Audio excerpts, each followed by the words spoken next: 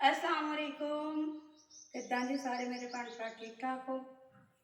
हाँ जी मैं भी ठीक हाँ, फुल मजे च देख सकते हो।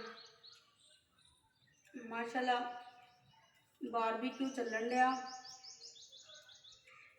जिन्हें जिन्हें खाना आ जाओ, जिन्हें जिन्हें बनाना मेरे यूट्यूब का चैनल का लिंक तुहानू बायो च दिता होया, उत्थे जाके सर्च करो, वीडियो तुहानू लभ जाएगी।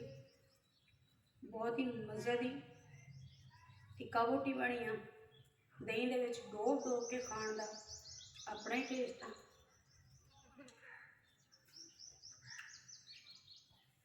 होर सुनाओ, सब ठीक ठाक चलन दिया?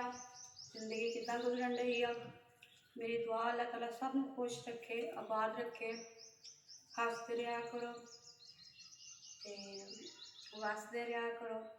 दूसरे लोगों के वास्ते फ्री की प्लैनिंग ना बनाया करो कि आ करांगे अपनी जिंदगी नूं बेहतर करने की कोशिश करा करो, दूसरों वास्ते अजाब बनने की कोशिश ना करा करो।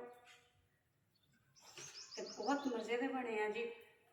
तो आ जाओ जिन जिन्हें खाने। अल्लाह हाफिज़।